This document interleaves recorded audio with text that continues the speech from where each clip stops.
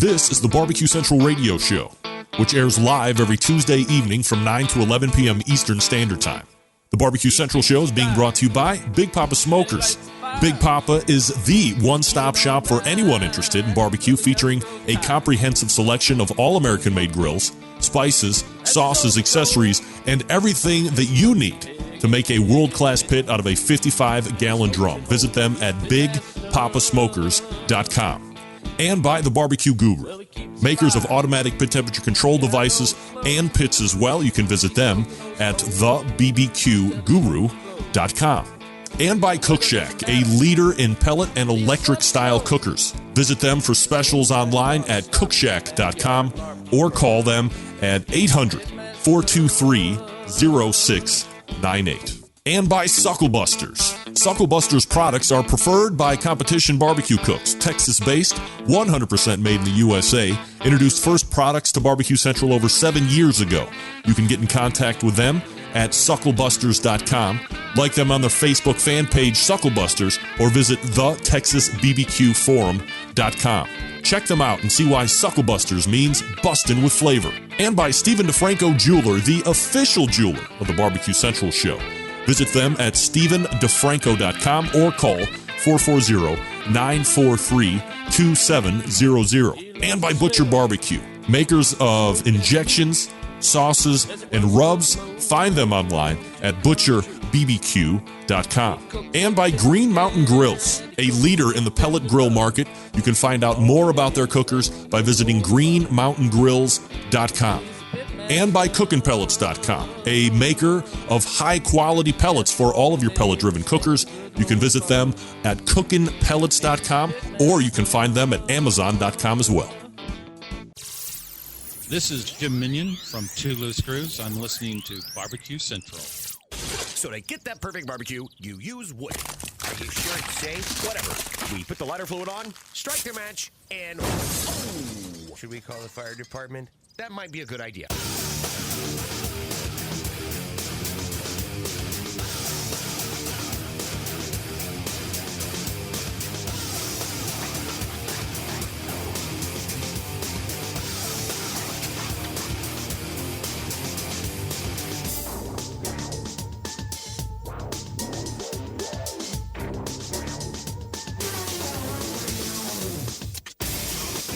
All right, good evening and welcome to the really big BBQ Central Show.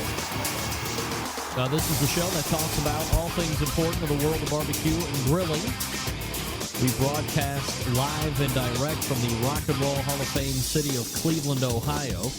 It is the barbecue capital of the North Coast. I'm your program host, Greg Rempe. Happy to have you aboard here on your Tuesday evening. If you want to jump into the show tonight, more than happy to have you. It's a phone call, 216-220-0966. You can also email the show if you would care to, Greg at thebbqcentralshow.com. Anything else you want to find out about the show can be found at the main website, thebbqcentralshow.com. And here's what's happening in case you didn't get the newsletter.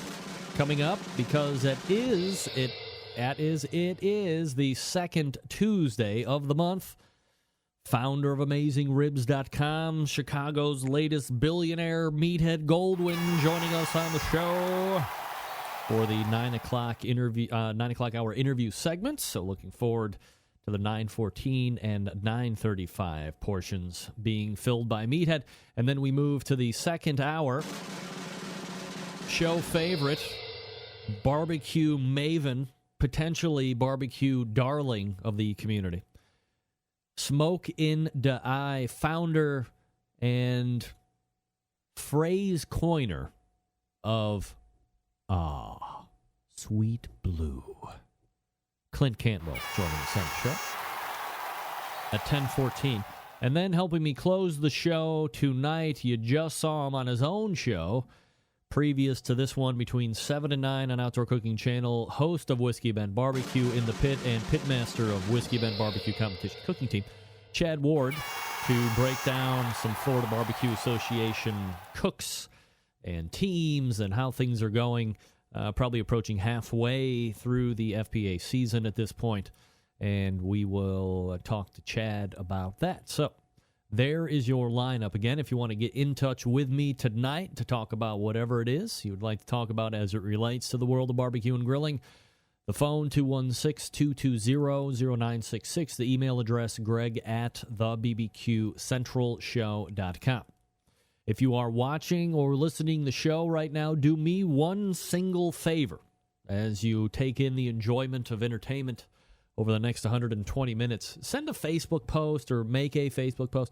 Send a tweet, a group email to all contacts letting them know the show is on the air. Maybe you have some friends that enjoy the robust entertainment and information that is passed along during the show each and every Tuesday, and you would like them to test it out for themselves this evening. A couple different links to send them to. The main website, of course, thebbqcentralshow.com, as it's listed right there in the lower third on the video side. You can also send them to the longtime video syndication partner of this show, outdoorcookingchannel.com, where you can get this live feed every Tuesday, as well as Chad's live feed every Tuesday from 7 to 9.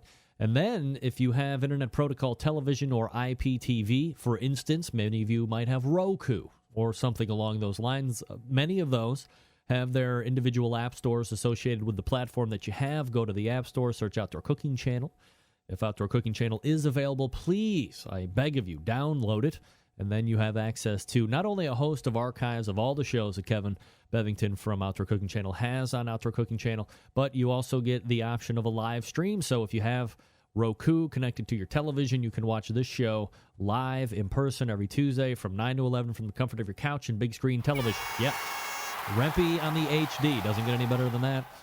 Also, you can subscribe to iTunes for audible replays of this show. That's the way that most people find and get and consume this show after the fact. YouTube, Barbecue for You, BARBECUE, the numeral for the letter U, after you type in youtube.com/barbecue for you. Outdoor Cooking Channel, as we just mentioned, has all the video replays as well. Of course, the main website is a clearinghouse for any and all video and audio archives, so there's no reason you should ever miss anything on this show ever. Never, never, never. If there's a video or a interview or some crazy take or opinion that I've given and you've been hearing about it, did you see this? Did you hear what he said? No, I missed it. Never fear. Even if you join the show an hour later, you can always go back right around midnight. The Audible archive is posted to any number of the podcast directories, and then some point later in the morning tomorrow, the video makes its way up on YouTube and the main website and eventually over at OutdoorCookingChannel.com. So always a way for you to get the show after the fact. But as I always say, not always, but mostly, if you've only gotten this show through archive, podcast, videocast, whatever you want to call it, and you've never seen the show live, however you can make plans 6 months from now, clear out the schedule, take in the show live, see the fun and frivolity that ensues between 9 and 11. I mean, certainly you're hearing the show recorded live, but taking it in live as it's happening is certainly a different monster. Plus, you can go to OutdoorCookingChannel.com and join in the family atmosphere that is on the instant chat room with those crazies. One of the things that we talk about here on this show on a fairly consistent basis, and it has proven itself time and time again, and yet, for all of the instances for whence I can prove what I am about to say, still the emails come in. How can you prove this quote-unquote show karma really is legitimate? You're just saying that. You cannot prove that this thing exists. I can't prove it? I can't prove it? I don't know about that. You want proof? Fine. I'll give you proof. How about if you remember, if you are a fan of the show, you remember last week, the second hour was all about the Houston Livestock and Rodeo. We talked with Doug Scheiding from Row Cookers, who won the whole damn thing. And then, maybe you remember, some up-and-coming pitmaster ready to hit the competition circuit by the name of Darren Worth of Iowa Smoky D's. Remember him? You might be hearing about this guy in the future. Well, all he did was come on the show at 10:35, recap his time in Houston, talking about the chicken that he made, and the atmosphere and the cooking environment that he was in. I asked him, hey, where are you cooking now? Well, we're in Houston now. We're probably going to push east and south and head on over to Pensacola. And after that, we might go back west and get into Arizona and blah, blah, blah. Well, maybe I'm mistaken, but if one goes to the Kansas City Barbecue Society's website, which is kcbs.us, and you go to the results tab on the far left-hand corner, and then you go to that Pensacola, Florida barbecue event to get the results, you would see winning the whole damn thing out of 48 teams. Darren Worth, Iowa Smoky D's. That's right. We call it, call it the show karma. You show up on this show on a Tuesday, you go and compete over that coming weekend, inevitably, without fail, and it never does not work. You just win. Ask Darren. You just win. Come on. All right, I got this email from David Shackett. Sorry if I mispronounced your name, David. Great show, Greg. I love your setup. I've been trying to get something set up for my product reviews, which is reviewdude.co, maybe com, but it says co. Been going crazy trying to get software package to do something like you have. Really looks professional. I know it's a personal thing. I fully understand if you don't want to share the name of the software package you are using. However, would you mind sharing? Would I mind sharing? Yeah, I'll share it with you. You want to know what it is? For purchase, not for me, but from the website, XSplit. The letter X and split, that's what I use, and I like it. Are there tweaks that could be made? Do I like LiveWire in concept much better? Yes. Would I go back to LiveWire? Maybe. I might. I got a hack on it. But for the money, XSplit is great. Allows me to do a lot of green screen. And what you see behind me isn't really there. It's not, believe it or not. I know it looks like hardwood from Italy. But that's what I use, David. I use XSplit. If you have any other questions about my audio setup or compressors or earbuds or anything like that, just ask. I'm not here to hide anything. Remember, the magic is putting on a good show. It's not the equipment that I use, right? That's right. Folks, let me talk to you about Cook Shack. Get started for free with 2,000 pounds of free pellets when you purchase a Fast Eddie's by Cook Shack FEC 240 commercial smoker oven. Now through March 18th, you can choose the pellets of your choice to ship with your FEC 240 smoker order. Pellet varieties include hickory, oak, fruit, or mesquite. These food-grade pellets come in easy-to-store 20-pound bags. The customer incurs all shipping charges for the smoker and pellets. What's so special about this deal? Fast Eddie's by Cook Shack FEC 240 is the newest commercial pellet smoker from Cook Shack. It features 8 23-inch by 17-inch fixed shells for a capacity of 250 pounds of pork butt. Small footprint with large capacity will fit through a standard door. No gas lines to worry about. The pellet provides the fuel and the flavor. You get the IQ5 digital electronics controller that has smoke, cook, and hold cycles for maximum efficiency, control, and consistency. We talked about that last week. You can operate it 24/7. Fill the pellet hopper once a shift. Use an offset firebox and convection heat for steady temperatures throughout the cooking cycle. Clean burning pellets are superior. Why? Glad you asked. Because they produce very little ash, unlike logs and charcoal. Ash is safe to handle. You have low creosote buildup. You can control the flavor profile. No inconsistency of moisture or bark that you will find on logs if you're putting them in your gas-powereds. No names, please. Rule number 1 of the show. No gas flavor, no storage issues, and health department worries with pellets like you would have with logs and wood and other such revelry. The free 100 bags of pellets come on a pallet on this limited time deal. They will not last.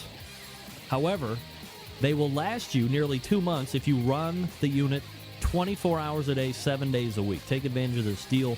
Give the Cook Shack professional sales team a call, 800-423-0698. Don't wait. This offer valid for the first 15 customers to call and take advantage of this introductory offer. Check out Cook Shack's website at cookshack.com for more information on their pellets or the FEC 240. Again, offer only valid for the first 15 customers to call and take advantage. 800-423-0698. Tell me you want the FEC 240 and pellet promotion. You heard about it here on the Barbecue Central Show. We're back with Meathead right after this.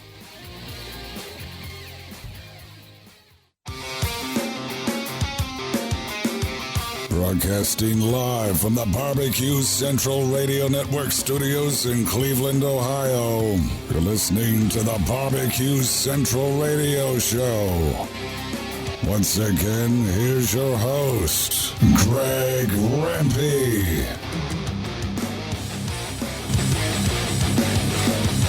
All right, welcome back to the show, ladies and gentlemen. 216-220-0966. Greg at thebbqcentralshow.com. This portion of the Barbecue Central Show brought to you by cookinpellets.com. Your number one source for quality wood pellets for all your pellet-driven cookers. They're not voiding any warranties. Don't fall for that malarkey. Visit cookinpellets.com for more information or to purchase. You can also visit amazon.com to purchase Cookin' Pellets products as well. Good folks over at Cookin' Pellets. All right, my next guest joins me the second Tuesday of every month. You know him as the creator of AmazingRibs.com. Meathead Goldwyn joining me here on the show. Meathead! What's up, buddy? Hey, Greg. Hello, Centralites. How's the barbecue rock star tonight? We are rocking and rolling in the Rock and Roll Hall of Fame city.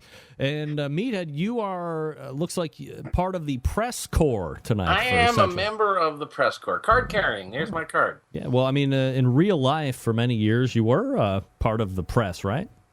I wrote for the Chicago Tribune and the Washington Post, and I still consider myself the media.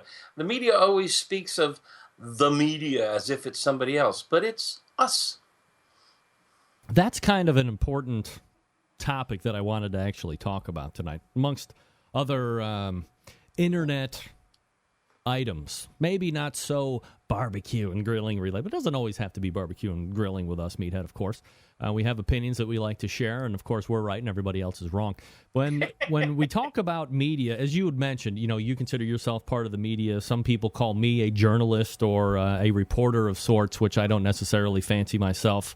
Anything of the sort, because I haven't earned a journalism degree. I don't know if I would necessarily consider myself part of the what I would consider media, like Channel 3 News or Channel 8 News or some of these people. And I guess to a large extent, you would also make an argument that the people that are reading you the news, the talking heads of whether they be the national news or your local NBC, ABC, and Fox affiliates, aren't necessarily journalists either. They're just news readers. So is there a line to where you draw people that are like me who just give opinions and can get a media credential versus somebody who is really a media or a journalist anymore? Boy, you cut right to the core of the argument. Right. Let's get right there. No, I mean, we had discussed in advance, and we're going to talk about the media and the barbecue media and other things, and we really didn't outline our topics tonight, but you've gotten right to the center of it, because I think what's happened is the definition has changed drastically. When you push copy all and send an email out to a couple of hundred people, you're broadcasting. I actually went to journalism school and wrote for major newspapers, so there's no escaping it. I'm media. But I think you're media too, because you're taking information and sharing it with a large audience. And whether you have had formal training or are part of a broadcast network or a newspaper or magazine, you have... you're an opinion leader, I think, is the term that the PR people call, even though you're wrong most of the time. What? Wait a second. I wasn't expecting that. Well, maybe the better question is, so maybe I can accept that I'm part of the media. I guess where my line of delineation, like it used to be a delineation line for me between barbecue and grilling, which I've since subsided on. But have you now? Yes, of course. Media and journalist seem to be divergent terms for me. I don't think that those can really be used interchangeably. Yeah, there is a sort of honorific one applies to people who actually... I have a young man who works for me, went to the Cordon Bleu School here in Chicago, graduated. I taught there for a while. He's worked in restaurants, managed restaurants, and he runs my test kitchen, Chef Ryan. He's really talented, and I always refer to him as Chef. Now, he's half my age and much better looking. Hard to believe. But he is chef because he's earned that title. I'm not a chef. Right. And I know Alton Brown is another one of who's a good cook, and I'm a good cook, who doesn't like to be called chef either. I somehow think that those honorifics, like journalist, come with the degree. I suppose if you wanted to call me a journalist, since I actually have the degree, it fits. I do. I think that's right. I think if you've earned the degree, whether it was 50 years ago or 5 years ago or whatever, time is irrelevant. You've put the time in. You've earned the degree. So henceforth, journalist or journalism should follow you around. Not for me, much like you're talking about with your chef. If he's went through culinary school and he's earned the certificates and whatever it is you need to become a chef. And he's run a restaurant. Yeah, then he should be called chef. However, the fat slobs that take part in the barbecue competition world that fancy themselves to be called chef, I think are wrong. They aren't chef. They're cooks, they're pit masters, whatever. But I think chef is a earned term. You wouldn't go around calling some, run-of-the-mill Joe captain or major. I mean, that's something that you earn in the military because you've put in the work and the effort. The issue of journalists, though, I don't think you have to have a degree to practice journalism. But I think there are, and this, again, goes, boy, I mean, you're really leading us down a good path here. It goes right to the core of what you do and how you practice the art. I mean, I actually took classes and I've practiced at interview. You're very good at interview, asking the right questions. Studs Terkel, the great interviewer, once said that the question you ask the dog catcher is, how does it feel to be the meanest man in town? There's technique to, and of course there's who, what, when, where, why, how. There's how you structure a story when you're writing it. And, this also goes to the ethics of the issue. Giving proper credit where credit's due. In the barbecue world, we often see bloggers who will write an article based heavily on work by others and never give credit. And that's just, aside from bad journalism, that's just impolite. And it also undermines your own credibility. If you're going to quote Dr. Blonder or Greg Rempe, say, according to Greg Rempe, and it adds, I think, credibility to you. But the whole concept of what's media, what's journalism is really gotten turned upside down by the internet. It's just really shaken up our definitions of everything. Because, anyone with a keyboard is a blogger and therefore a broadcaster or a media of some sort. And if they want to call themselves a journalist, you don't need a license. I guess that was the second point that I was going to be making is with the proliferation of the internet and the wide advances of technology over the last 5 years and 10 years, smartphones can do anything. They can record voice, they can record video, and all of a sudden you're videoing somebody getting beaten up on a bus or taking video of something happening in a school or a fire burning in a building. And the news peoples will classify you as a video journalist or a picture journalist or something like that. And meanwhile, you're just, John Jamoke from East Cleveland, and you work in the steel mill. I mean, you're not a photojournalist or whatever, but it seems like it has become so homogenized and that everybody can be thrown in to a journalism or a reporting gig in some degree, that the talent pool perhaps has become a bit diluted and perhaps harder to find who is legitimate and who isn't. Yeah, and you see, boy, again, you've gone right to the core. You're really on fire tonight. Because I think... Fire. No pun intended. I think that the key here is we, the user, have to define it. I did my undergrad in journalism and my master's in art. And it always comes around to, you get into this, what is art and what isn't art? And I don't want to get into it. But really the definition of what is art is determined by the artist. If he says it's art, how can you argue? We shouldn't go down that path.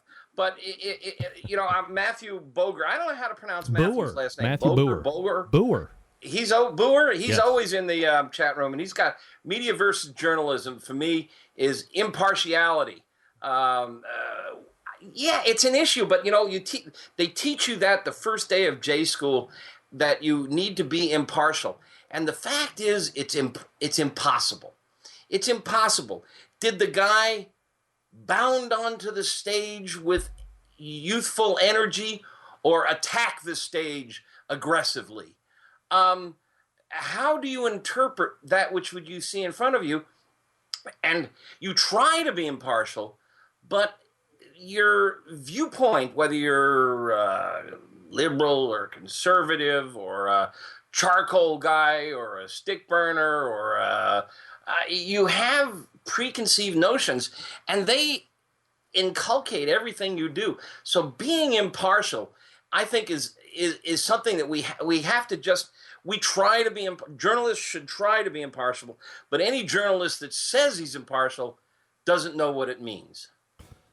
I'm going to tie this back right into barbecue here right now, because what you said is a perfect example of why I will continue to not compete. Because in the judges' tent, for as impartial as they want to make it, and for how they train you to not have any of your preconceived ideas of what good barbecue is or isn't, inevitably, if somebody opens up a box on chicken thighs, and you don't see chicken thighs because that's all you've ever heard about, you're going to be like, eh. Or worse yet, the barbecue sauce color is bright orange or pink. That chicken is not going to do as good, no matter how hard you want to not get freaked out by it. It is so divergent and so against what you think you should be seeing in there. Your personal preferences and biases come into play, no matter how much you don't want to say it out loud, and nobody would. But, just like turning in a box without garnish in a KCBS contest. You're not going to. It's a brilliant comparison, because they tell you to be impartial, but how can you? First of all, you're judging it. You're voicing an opinion. My pet peeve is they tell you, all right, you've got 6-8 samples in front of you. Don't compare them. Taste them independent of each other. It's impossible. That's not the way the human mind works. You cannot escape human nature. You are subtly going to compare. And when you taste number 6, you're going to be subconsciously asking yourself, before I give this a 9, is it better than number 1? And frankly, I don't want you to be impartial. I want your opinion, because a panel of 8 judges who know barbecue, their opinion is going to be better and exemplify the opinion of the community at large. It's like sample research. If I go out and I ask 8 people at the at a Republican convention for their opinion of the president, I'm going to get a set of opinions. I ask at a Democratic convention, I'm going to get a different set of opinions. It represents they're a sample group of a larger population, and judges are a sample group of a larger population. And if they like number 3, chances are it's good. So tell me what you like and compare them, because when the day is over, we name a winner. Who's the best? So it is a competition. You have to compare. And the this idea of objectivity, whether it's a barbecue judging or in journalism, is, I think, a really mistaken concept. Meathead Goldwyn joining us here on the show, AmazingRibs.com. John Dawson weighing in with an email. Greg, perhaps you've heard of a budding media broadcaster named Rush Limbaugh, who is a college dropout. Never heard of him. I get it. So I guess, Meathead, let's go back to the initial portion of the thing here. There's a lot of people, as you said, if you got a keyboard, you can blog, and maybe there's a lot of people out there right now that are thinking that maybe they can bring some sort of new dynamic or satisfy some new niche within the industry, and they want to get a blog going. What is the right way to give credit, or if you read somebody or listen to somebody's work and go, I want to, quote unquote, cite that in what I'm doing to build my case, or to go against, if everybody thinks I'm right and you want to have a convergent view or divergent view, you want to use my words against me. What's the best way or the correct way to use somebody else's work, whether it be audio or a post or a recipe or something like that on your own site? Yeah, boy, that's a good question. There's a lot of thieves out there on the internet, right? Yeah. We know a few, don't we? The internet is rich with them. Rich, you say? Thick, I mean. Dear. It's thick with them. I swore I wasn't going to get pulled down thick. that rat hole today. Nope, I don't know what you're talking about.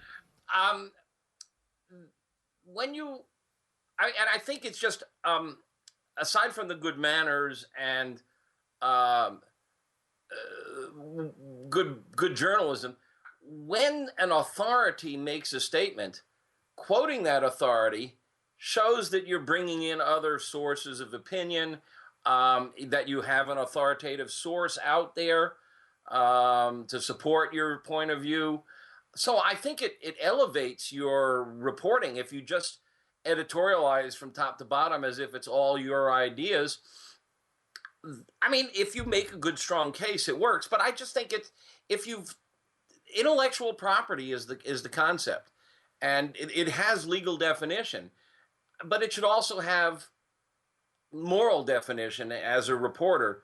So if somebody puts together a really good concept or an argument or a recipe, it's just smart to say, I read this really good article on John Dawson's website, and here's what he says about the comparison burn time of regular Kingsford versus Kingsford competition, rather than just saying, because John did a really good side-by-side comparison of those two charcoals, rather than just saying one burns longer than the other. Quote John Dawson, and also give him credit for the work he's done. Same thing with pictures and things of this nature. It's all property to some degree, or does that go into a whole different world? Boy, there's a lot of folk who just really don't understand intellectual property, and they think that if it's out there on the internet, it's free. Frankly, anything that's on my website, you're welcome to quote. You're welcome to use bits and pieces of it. I don't want you copying a whole article because I'm trying to support 4 people, and I need people to come to my site. But all you got to do is say, "Hey, I read your article on pastrami. It's really cool. I'd like to run it on my website." And my answer usually is, do a condensation or cut it down a bit, and then tell people for the full article, come to my site. No charge. Help yourself. Give me proper credit. And send them to my website because those eyeballs generate revenue from advertising. So simple enough. Let's say that I was writing this pastrami article that we're talking about, and I said, hey, I was over at AmazingRibs.com. I saw Meathead's pastrami recipe, which you can find here. And then the word here is hyperlinked, and it redirects back to your specific article. Is that something that I need to ask you for, or can I just hyperlink right back to it, and since it goes to you, everybody's satisfied? That is not well defined, but I think common courtesy suggests that you request. But in general, everybody who's running a website trying to make a living or make money at it wants traffic. So that's good. That's good for the business, is to have somebody link to you, because Google looks at that. A lot of people link to your website.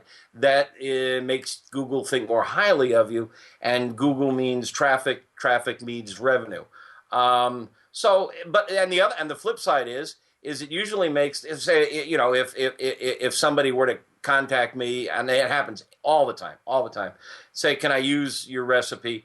And I'll tell them, use a condensed version, link back to me, no problem. I'm delighted, and I go look at his website, and I say, hey, this is a pretty decent website. I'll link back. It's reciprocal. So it has benefits in both directions. What we don't want to do, or what is really wrong, is to go through, copy the whole article that you have, literally copy and paste it, and then pass it off as your own without saying anything about you or me or whoever else actually did the time, the effort, the blood, sweat, and tears, and then pass it off as your own. That happens a lot, and it happens a lot, particularly on these giant recipe websites. And, this goes to another issue here, where it becomes the reader to have a well-tuned BS meter and dial it up in sensitivity to high. You really, these recipe websites where their recipes are contributed by anybody are a recipe for disaster. You may get a great recipe, but you may also get a recipe developed by somebody or copied off of a 3x5 card that is ambiguous. It's going to fail because a detail is left out. Now, I make mistakes in my recipes, and thank God my readers catch me occasionally when I do. But I write recipes for a living, and I work hard at it, and I got a test kitchen chef, a cordon bleu trained chef, who tests all my recipes, corrects them. And so there's a low likelihood a recipe from my website is going to fail you. A lot of these big, and I'm not just speaking of barbecue recipes, I'm talking about these big mass, we got bazillion recipes. They're coming out of 3x5 cards. Years ago, I think I told this story a while ago, I'll tell it in the short version. When Gourmet Magazine folded, Christopher Kimball at Cooks Illustrated and I were both being interviewed about, did the internet kill Gourmet Magazine? And Christopher said, well, just, go look up broccoli casserole, and I'll bet you the first one you try fails. And so I did. I went and looked it up, and the first one I found was a recipe for food poisoning. It didn't have a proper cook time for the chicken. They put chicken in it, and it was like a 20-minute cook. There was just no way this chicken was going to be done and safe at the same time.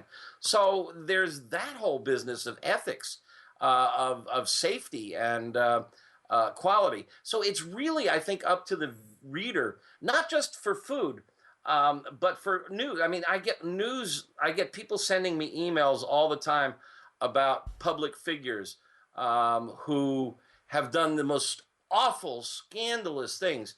And they're bogus. They're all bogus.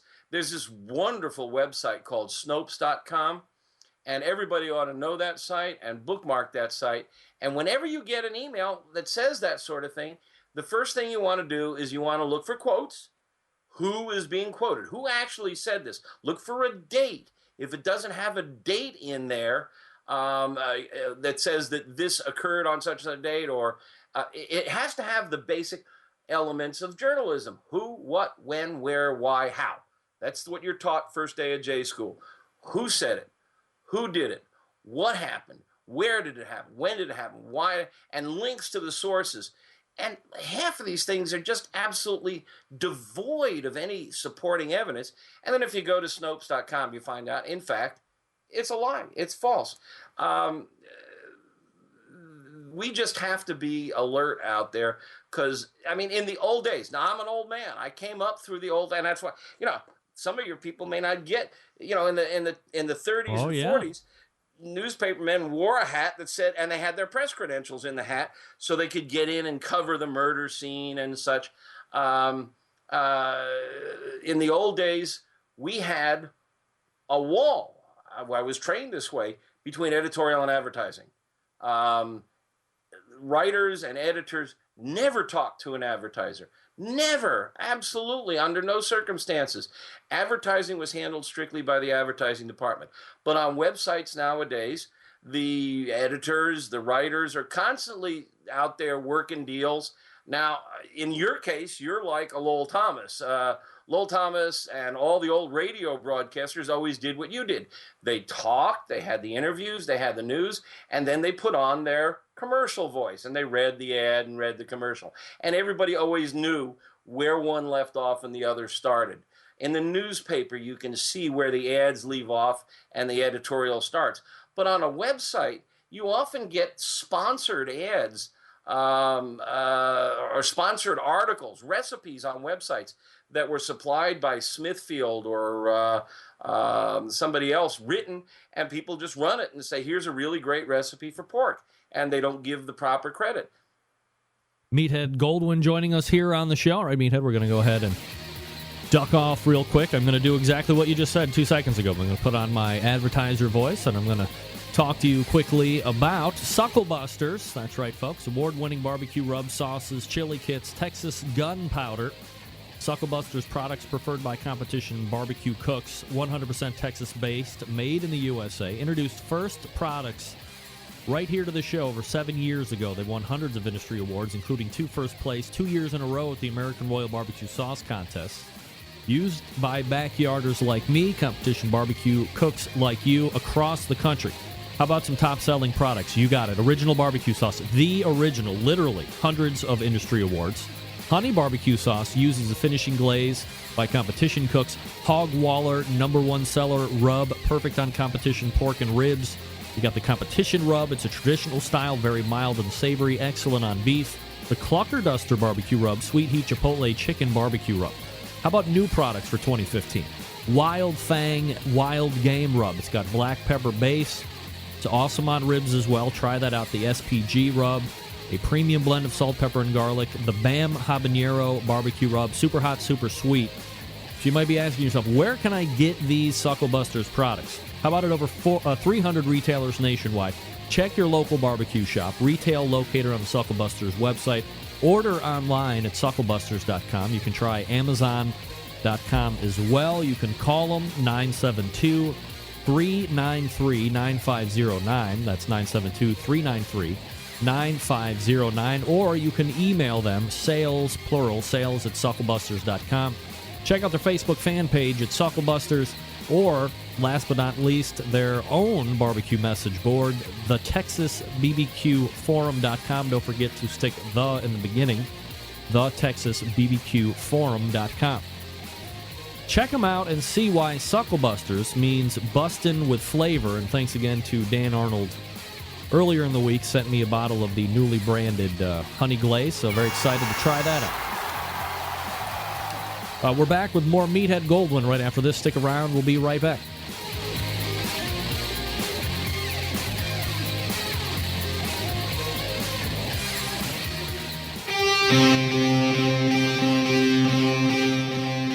Get in the smoke. Call 877-448-0433 to get on the air. Now, here's your host, Greg Rempe. All right, welcome back. 216-220-0966. Greg at thebbqcentralshow.com. Meathead Goldwyn joining me here on the show, going over a little bit of internet ethics, and if you're looking to start a blog, things that you want to do.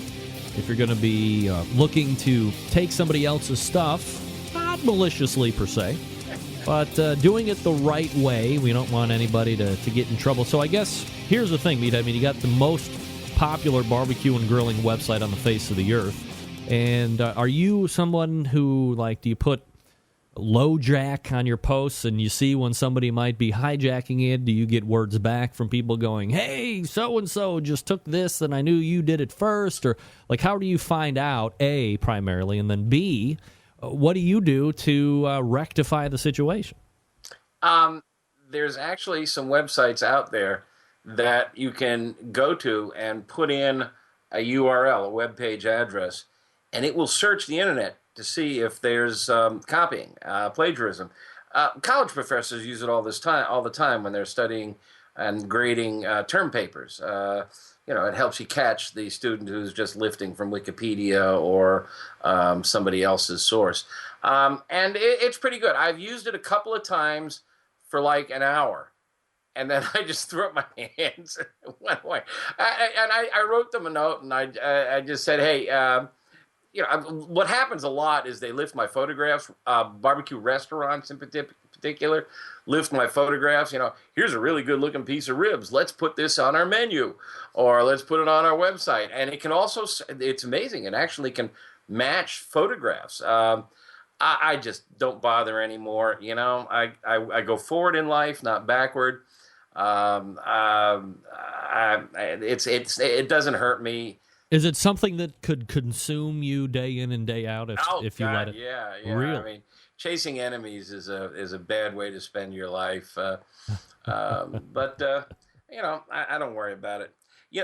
There's another area of this ethic question that we need to touch on, and that is product endorsements. A lot of blogs and websites recommend products. We do.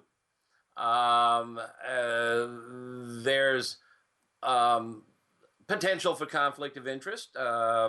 Recommend our product, we'll buy an ad on your website.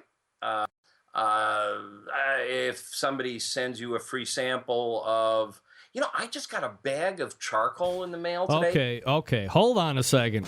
Meathead, there is a conspiracy afoot because I got a bag of charcoal, Kingsford charcoal, today in the mail. Yes, and I don't know who sent it. It doesn't say there. Let me say this for the both of us. What the fuck is going on with Kingsford charcoal being sent to us randomly? No return address. No note. I didn't even open it because I was afraid there might be body parts. I just burned the bag in the backyard like we do in East Cleveland. I opened the box and looked in, and and it looks to be regular old Kingsford Blue Bag. Yeah. Generic. I know Kingsford has a couple of new charcoals on the market, and if they wanted to send me one of those, I'd love to get my hands on it and try it because I haven't seen them on the shelves yet. That wasn't it. It was just regular blue bag. Mine had a steak on front of it. Charcoal with a new label. Yeah, like a steak. And it's unlabeled, and I'm looking at this, and I'm thinking, if I open it and there's white powder in there, somebody out there's out to get me. Yeah.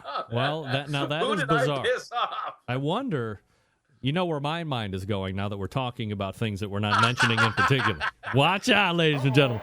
I wonder if John Dawson and Clint Cantwell and Robin Lindars might have gotten bags of charcoal as well.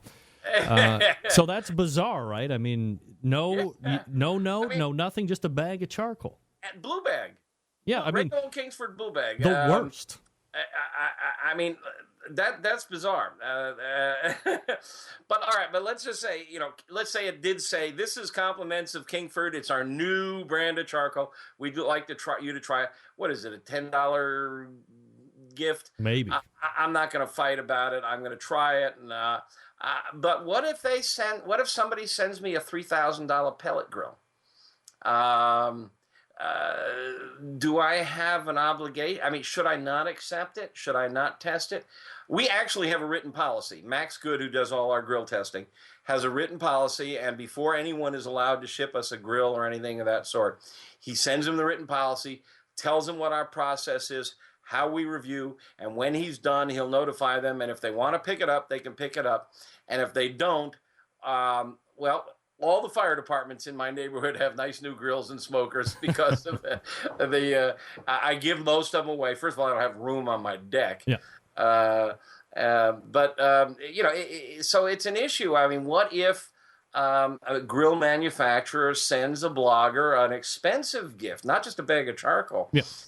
Well, so here's what I think. I think that if you're a manufacturer, and maybe you have a line or you have a thought that whoever you're contacting has a propensity to be a shill and really takes in the free stuff, and because maybe you've done some research on this person's website, and you see out of all the product reviews that they've gotten and all the free stuff, that never once has there been a panning of a product, a sauce, a fuel, a grill, or whatever. It's all roses no matter what, and you got to go out and get one. Where to me, and I've had this exact experience. I've had people say, "Hey, we're sending you this grill, this Bubba Keg," when it was, back when they were coming out 5-6 years ago. And I've had the makers of the Gorilla Pellet Grill. It's probably $1,800. I mean, it's a fairly decent priced thing if you were going to go out and buy it. They're a sponsor of the show, but Green Mountain Grills has sent me, their big pellet grill. I think the thing that they know from me, and I've said it when I review sauces and rubs here on the show, if I don't like it, you have to understand that my palate, if it's sauce or rub or food or whatever, is my palate. And if I don't like it, I'm going to say I don't like it. That doesn't mean that you shouldn't go out and try it and evaluate your own, but I'm going to tell you where my biases or where my likes are up front, and then you take my review for how you like it. Likewise, if you send me a grill, I'm going to tell you it works really good, it looks good, but after 6 months it started to rust here, or it's kind of built kind of crappy, so if you're looking for something a little bit more robust, look at this line instead. I mean, I'm appreciative of the fact that I don't have to pay for it. But if it's a piece of crap, I'm going to call it a piece of crap, whether you like it or not. And I think that's where the manufacturer should understand who they're looking to potentially partner with. And some of that onus has to fall on the manufacturer. You can't just align with somebody that's going to kiss your ass, because in the end, who can you respect that does that all the time? Well, damn fool if he ever sends you a barbecue sauce with liquid smoke in it. Right. Because anybody who's ever listened to the show knows you're going down the kitchen sink. You're already behind the eight ball. On the other hand, this is where it's up to the reader. And used to be you could trust Walter Cronkite. You could trust the New York Times, the Washington Post, the Associated Press. You could trust the major media. But now all these lines are being crossed. You don't know what's being paid for and who's being influenced. And so the reader really has to, we watch you, we know you're going to call a spade a spade. I hope people feel similarly about what we do on our site. But your point about the website where everything is wonderful and everything is great, and oh, by the way, there's a big full-page ad over here, you want to be a little concerned about that. Meathead Goldwyn joining us here on the show. His website, of course, AmazingRibs.com. Meathead, we talked a lot last time about the pastrami and the corned beef and stuff. Obviously, St. Patty's Day coming up sooner than later. Were there any other items that we didn't get to that don't take a lot of time to prepare, the actual meat part that we want to hit on before we're done tonight? Well, I mean, I just think boiling corned beef beef deserves fire and smoke. And so if you take a corned beef, whether you make it yourself, and usually if you make it yourself, you can make it better than store-bought. But if you've got a butcher who has a quality brand, and you know a quality brand, it's pretty easy. I have a really good pastrami rub recipe to slather it on and put it on your smoker, and you got pastrami. There are a couple of other steps that you can take in there to move it along and make it better. I like to debrine it just a little bit, and I also like to steam it when I'm done. But God Almighty, I don't think there's any better sandwich in the world than a Reuben made with pastrami. And that'll be what I'm eating on St. Patrick's Day, and I won't be drinking green beer. Hey, this raises, as long as we're veering off topic, those guys are in the chat room. I'm doing some writing about leftover pulled pork, and if you've got some really fun things that you like to do with leftover pulled pork, make carnitas or loaded potato skins or something, let me know either in the chat room or via email or other. I'd be curious to hear what you like to do with pulled pork. All right, I'm going to tell you what I do with pulled pork. It's called Heart Attack Potato. Ooh. All right, ready? So you go to the wherever you can get, but you get the real big baking potatoes. Yeah. Not the little, 10-pound bag and it's 50 in there, but real big baking potato. And you cook that through so it's nice and cuttable. cut it down the middle, spread it apart. Little layer of sour cream, little layer of cheese, little layer of your favorite barbecue sauce, and then a real big, heavy handful of pulled pork right over the top of that. Then a little more barbecue sauce, maybe a little bit more cheese or sour cream, and boom, you got heart attack potato ready to go. It's absolutely fake. I love it. You've been reading the media. You can't call it heart attack anymore because we now know that dietary cholesterol doesn't necessarily, it can, but doesn't necessarily translate into blood cholesterol. And so you can eat eggs again, and you can probably eat pulled pork again. So this whole heart attack stuff, that's another topic, and I would love to talk about sometime, is how we need to, putting our BS meter on articles about health and science. Here's a good one. Any blog that says this is a really healthy recipe on half the recipes, just run, because the blogger has no idea. The dietitians have no idea. We all remember when margarine was good and butter was bad and eggs were bad and coffee was bad, and it all flips around. And there's reasons why dietary science is not the same as chemistry and physics and other sciences, and how to interpret causation. Correlation is not causation, and the best example of that is there's really good research that shows the more TV you watch, the more overweight you are, and so one cannot help but come to the conclusion that there's something about the radiation coming from the television that causes you to gain weight. Really? Well, I mean, that's a not logical conclusion. Watching TV, obesity, correlation, right there. So we see all these correlations in dietary science reporting, but are they really causations? Can we chalk up my going blind to something, Meathead? You know what I'm talking about. Meathead Goldwyn joining us here on the show. Did you notice how this term, and I'll catch hell for it, I'm sure, by the PCs, but the term autistic is pervasive anymore. It covers a gamut of everything. You know, nobody's retarded anymore. Nobody's developmentally disabled. Everybody is autistic in some form or fashion. And it's just like new terms painting broad swaths, and I don't understand why we can't have a little bit more segmented stuff. I mean, you know, we're not talking about racism and people and stuff like this. We're talking about conditions of mental ineptitude. Well, there's, I guess the autistic spectrum now is so broad that it includes anybody with attention deficit, or I don't know the details, but I've heard people who I think are perfectly normal say that they're on the autistic spectrum, and I know people who are profoundly autistic, and I don't see any correlation. Guess what? I'm autistic. Good news. It's tough. It's a tough thing. I want to use the R word, and I can't. You're just R. That's right. I am. I am rambunctious. You're absolutely correct. Meathead Goldwyn joining me here on the show. AmazingRibs.com. You find him here every second Tuesday of the month. Meathead, as always, the pleasure was mine, and we will talk to you again next month. I'm looking forward to it. Maybe we'll get back to talking about food. We will absolutely do it. There is Meathead Goldwyn, ladies and gentlemen, from AmazingRibs.com. And we are getting ready to wrap up the first hour. All right, folks, let me talk to you quickly about Stephen DeFranco of Stephen DeFranco's Jewelers. Many holidays coming up. Memorial Day's coming up. St. Patrick's Day. Get a watch. Get a piece of jewelry. Maybe you screwed the pooch, as it were, on a number of the holidays that have just passed that were big. Christmas, Hanukkah, Valentine's Day, Sweetest Day, things of this nature.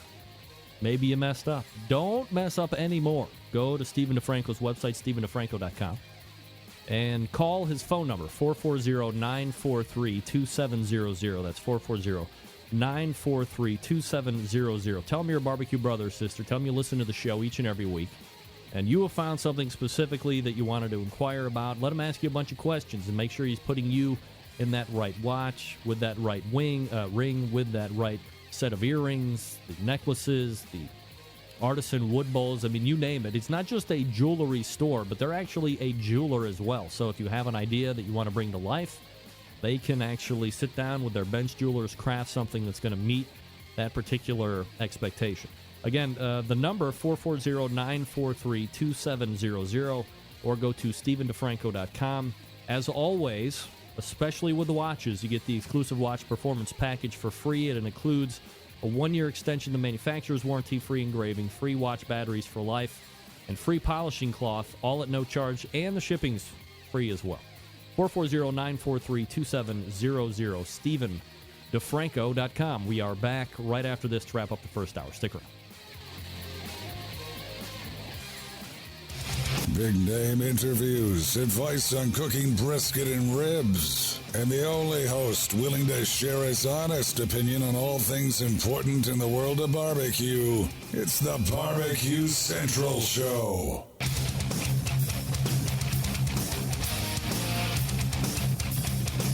All right, welcome back. 216-220-0966. Greg at thebbqcentralshow.com. Thanks again to Meathead Goldwyn for joining me during the past hour. Again, his website, AmazingRibs.com. If you are currently underneath a rock and you've never heard of it, check it out. It's only the biggest, most heavily trafficked barbecue and grilling website ever on the face of the earth. Lots of great recipes, insight, testings of grills and cookers and thermometers and huge databases and all this stuff. You can find one article written by me on there about Competition Chick. I wish I had more time to actually do more of that. We will come back with a second hour. You are listening and watching the Barbecue Central Show right here on the Barbecue Central Network. Stick around. We'll be right back.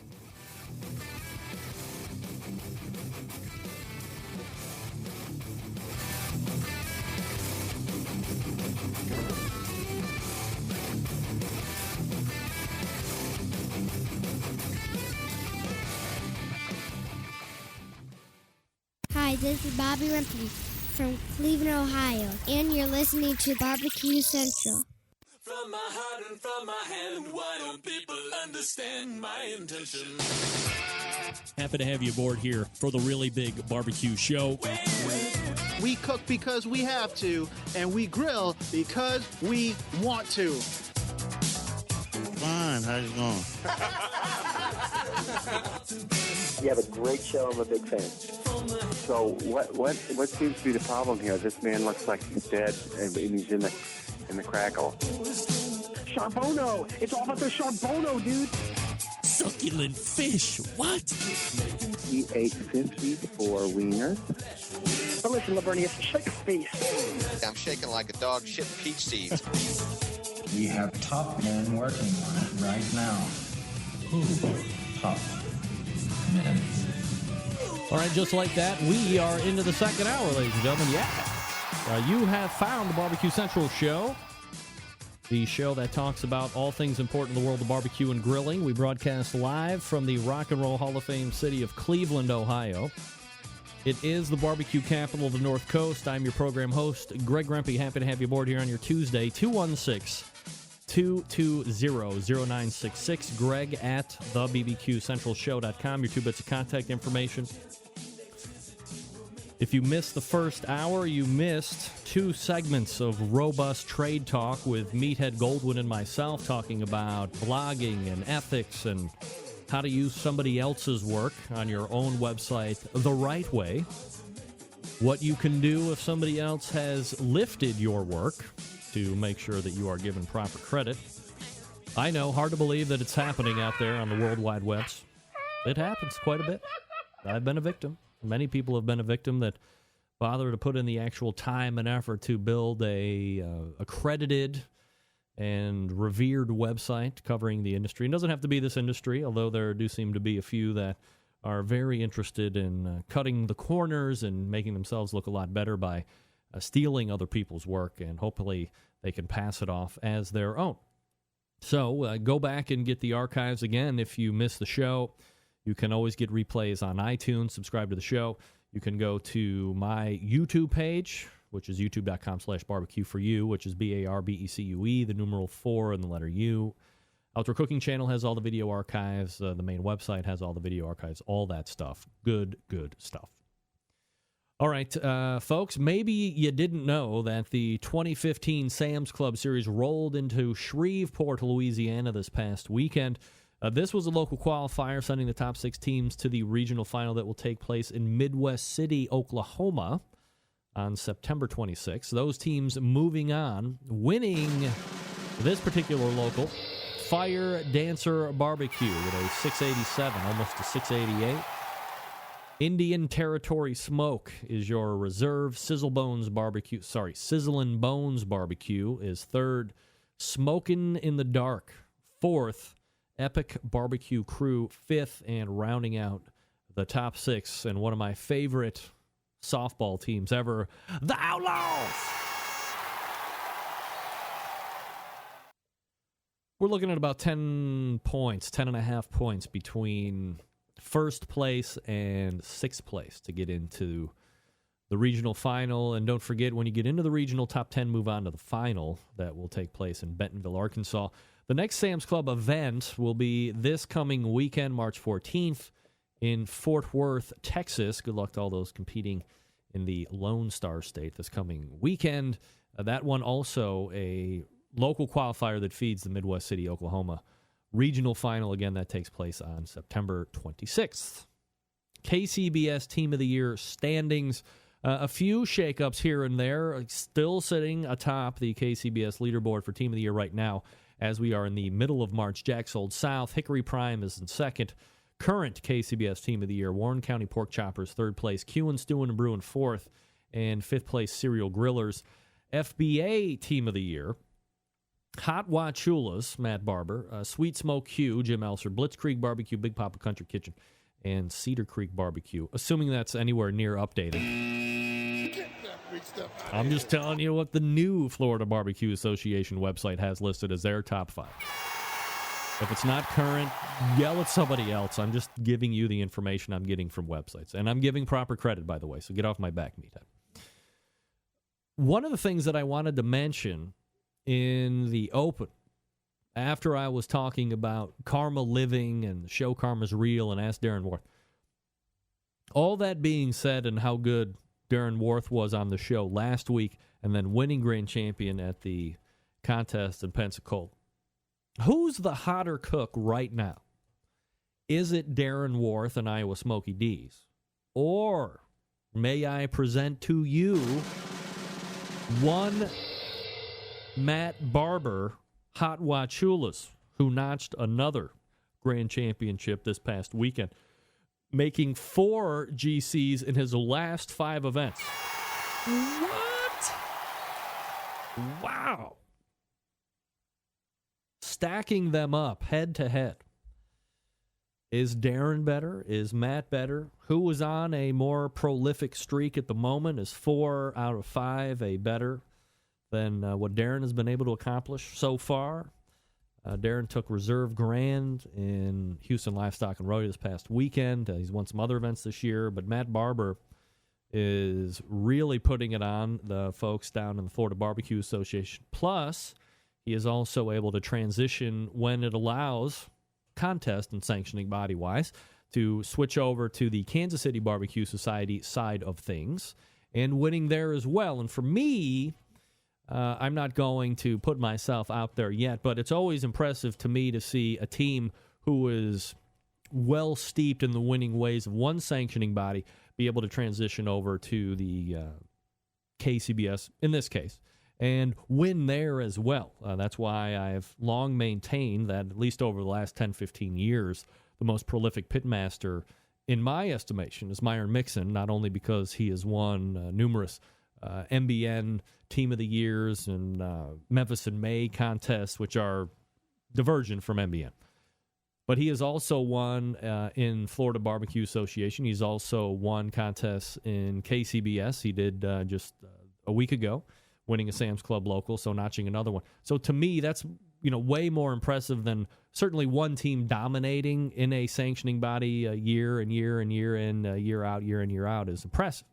But to be able to go to different sanctioning bodies and have a level of success that you have across them all, to me, is consistent, which earns, in my opinion, a great pitmaster title. I am not a great pitmaster, by the way. Point of note. So Matt Barber having a great year, and Darren Worth already having a great year, and we'll see how those guys cook through the rest of the season, FBA season, a little bit different than Kansas City Barbecue Society, and how it relates to fiscal, not fiscal year, but calendar years. KCBS follows a calendar year. FBA different. We're about halfway into the Florida Barbecue Association Team of the Year race right now. A huge topic over the past week, I talked about it right around this time last week, was the flag incident at the Daphne, Alabama Sam's Club local contest. And I read, as it was reported in Fox News, the events. And then I went on a mission to explore websites and get opinions and hear people's feedback. And I want to give unsolicited and my biased opinion on a lot of stuff. And I read a lot of stuff from a lot of different forums and websites and blogs who were really, really putting it on a guest of this show and somewhat fair frequency, Michael McDermott, who is the Sam's Club director. Saying that he is un-American, saying that he was being an over-officious director of the Sam's Club series and making people take down the American flag, and we have the right to fly this, and people have died for the right to fly this. And look, I think, absolutely, there is no question that people have put their lives on the line to fly the American flag however, whenever you want, right?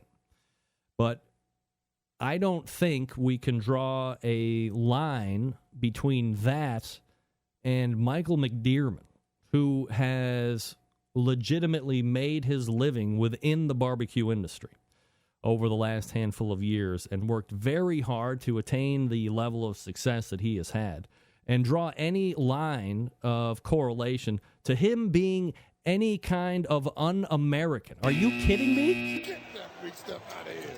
I mean, come on.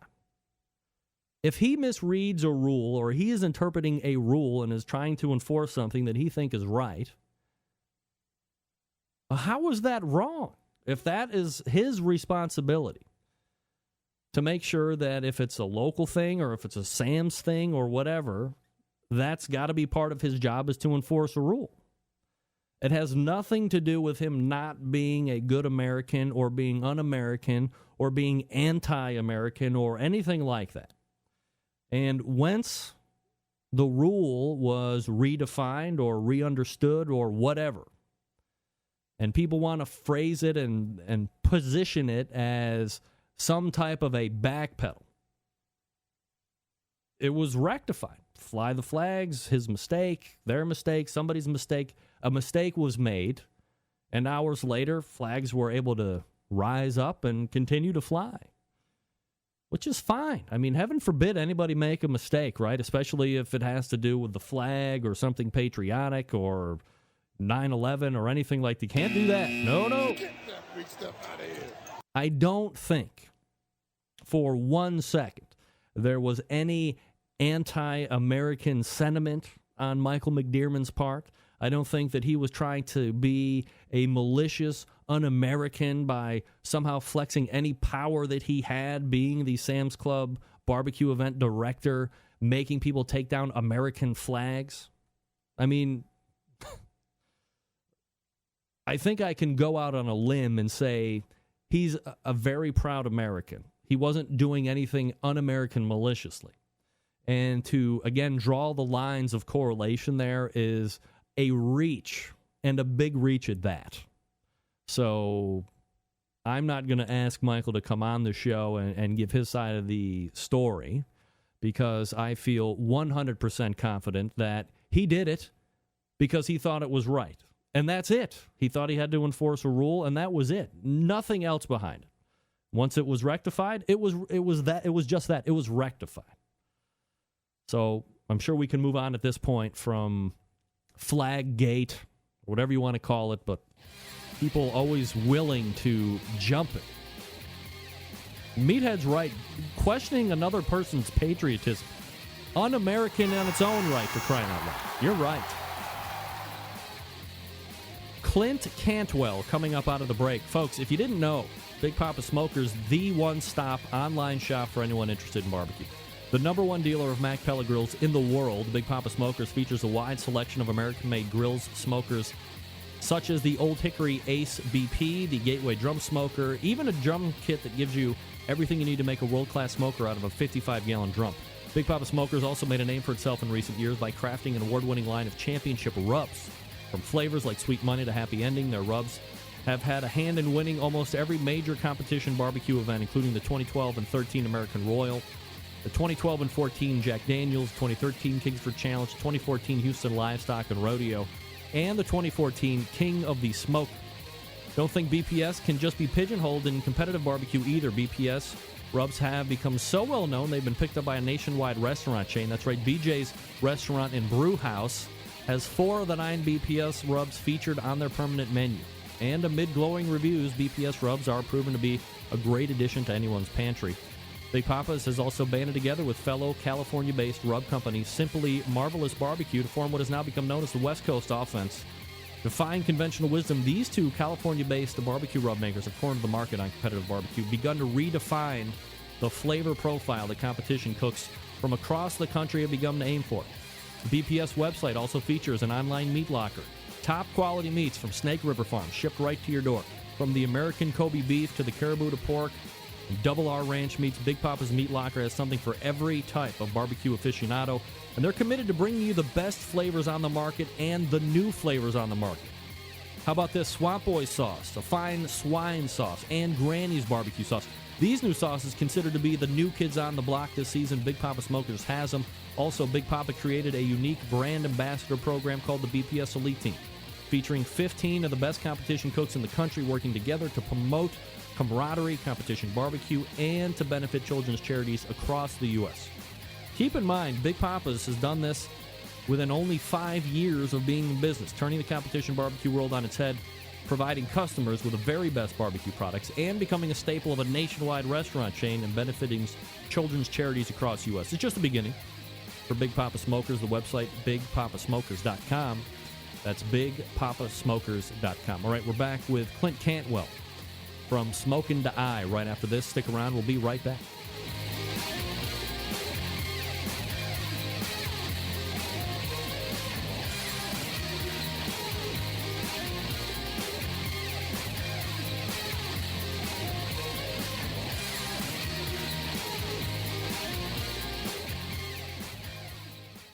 Broadcasting live from the Barbecue Central Radio Network studios in Cleveland, Ohio.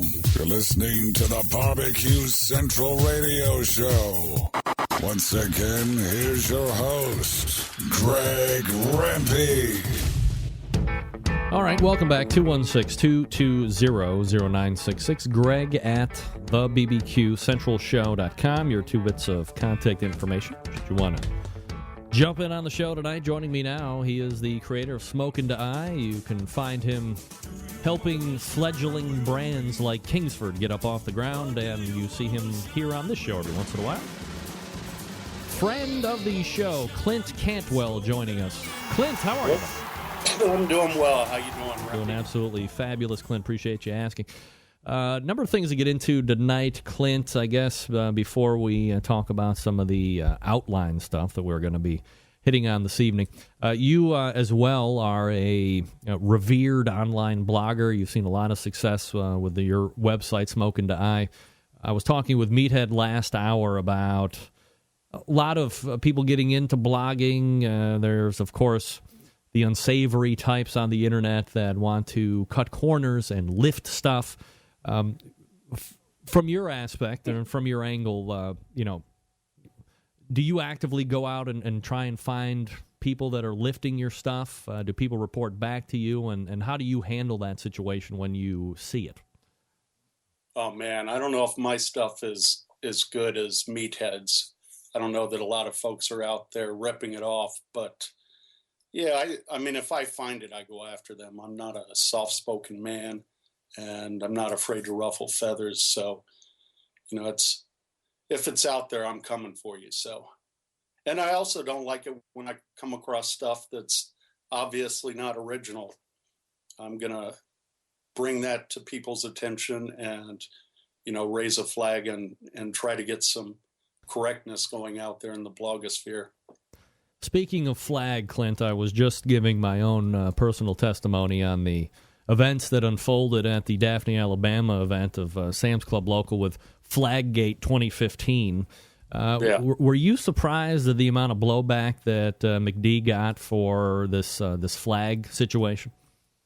You know, I didn't get too much into it. I was actually out at the MBBQA conference, and he was one of the speakers talking about media and marketing, and talked quite a bit about the experience and what he learned from it.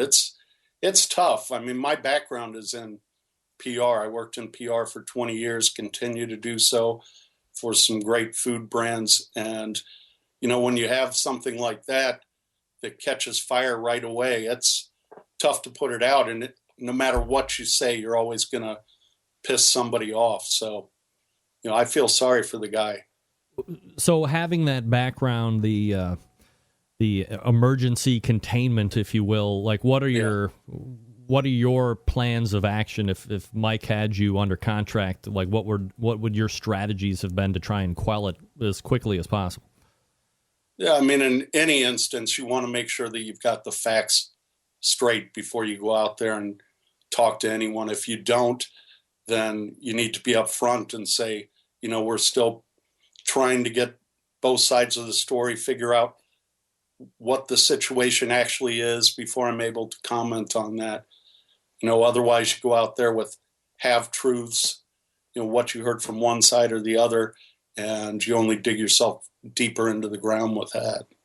And of course, there's really no repercussion for the keyboard commandos that are getting it third hand or pile on the posts on various barbecue forums and other such message boards.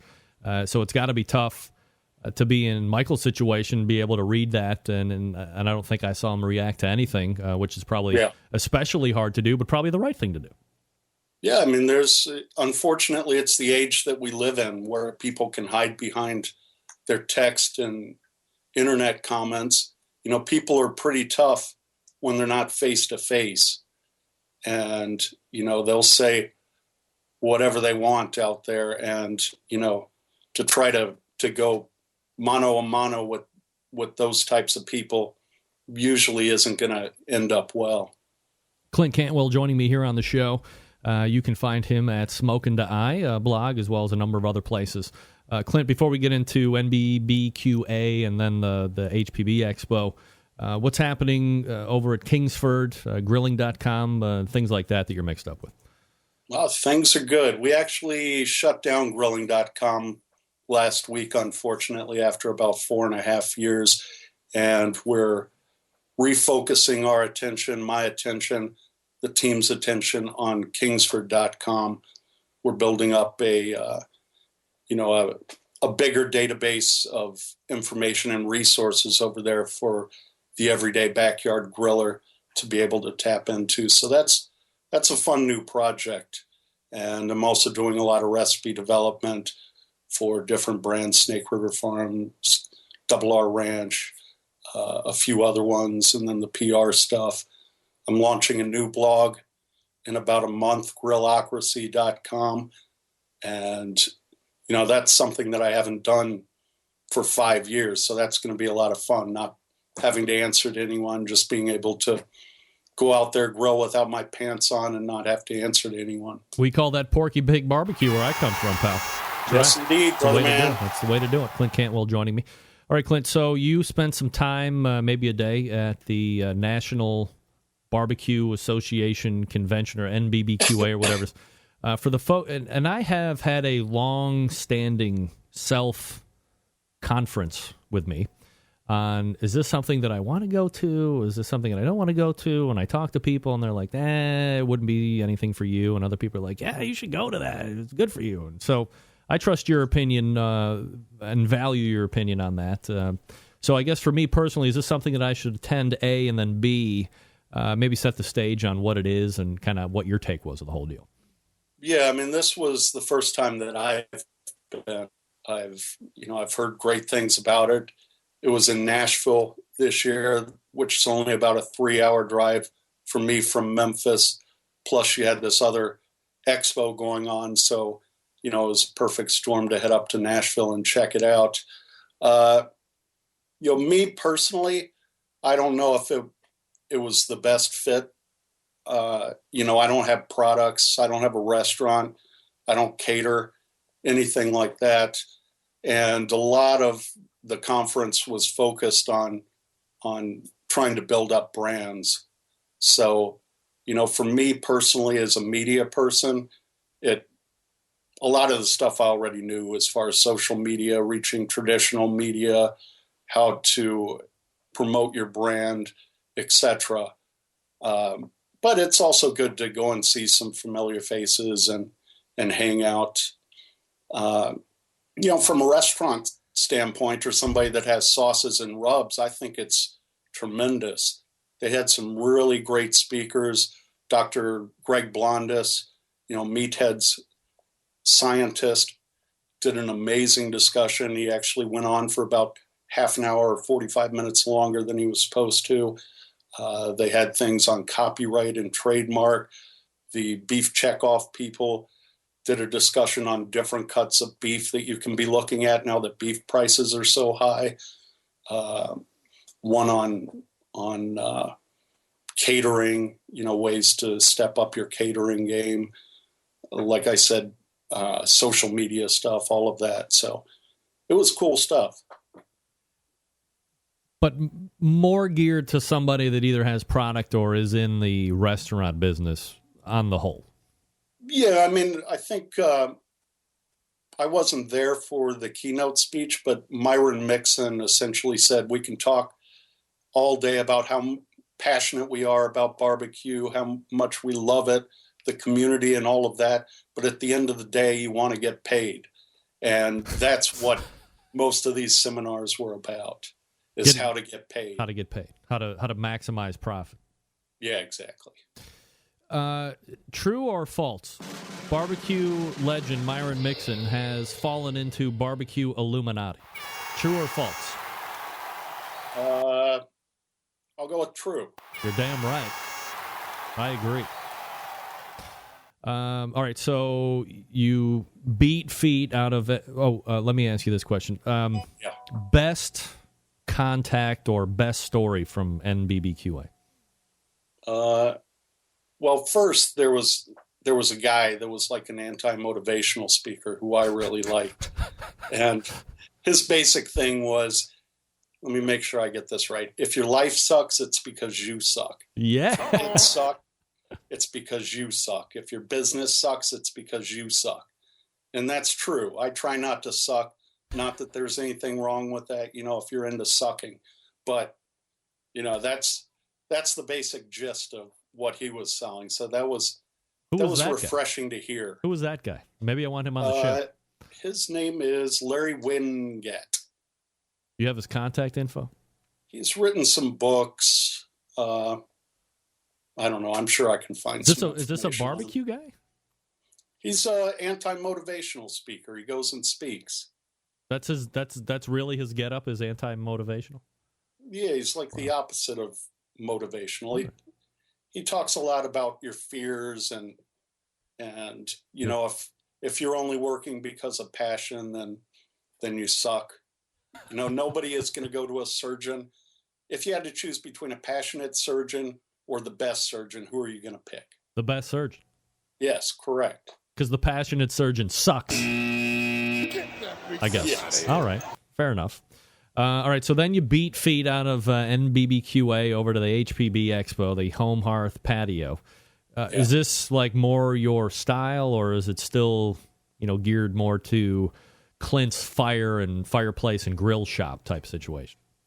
Yeah, I mean the expo is primarily geared towards resellers, but I had Chris Grove of Nibble Me This with me, and we walked around, and there were a ton of barbecue products, manufacturers there on hand. So it was an opportunity for us to see what the latest and greatest is out there in the marketplace. Do a lot of these, a lot of crap too. Yeah. Do a lot of the booths have paid shills to be their front man?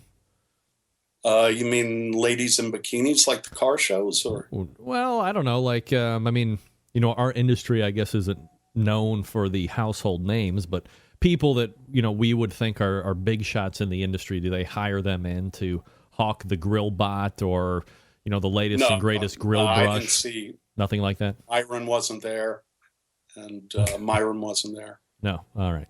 Was there any... was there anybody that we would know that's there just like taking part? Is there like a Ray Lampy there because he's part of Big Green Egg, or a Ted Reeder, or, somebody like that? Yeah, I didn't see any of them.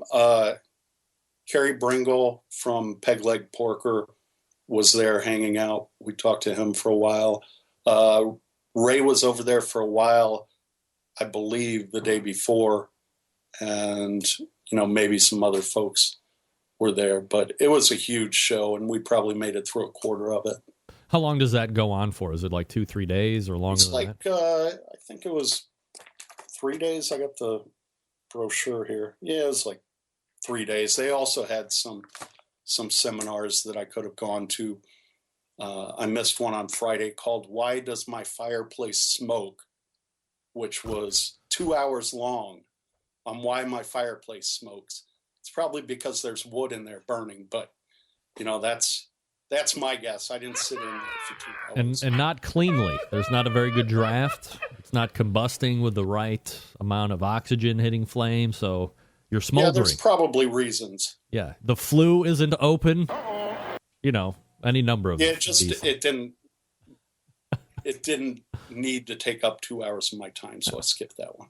Do you get in free because you're barbecue media? Yeah, I tend to get into most places free because I'm barbecue media. Yeah, and so do you call ahead and say, "Hi, I'm Clint Cantwell," and then the lady's like, "Oh, of course, I'll put you right on the list," or do you have to sell yourself a little bit? You're the sweet blue guy. Oh, we know you. Yeah. Speaking of that, you put together that video. It's continuing to get thousands and thousands, if not tens, of plays every day on YouTube. On the YouTubes. That's right.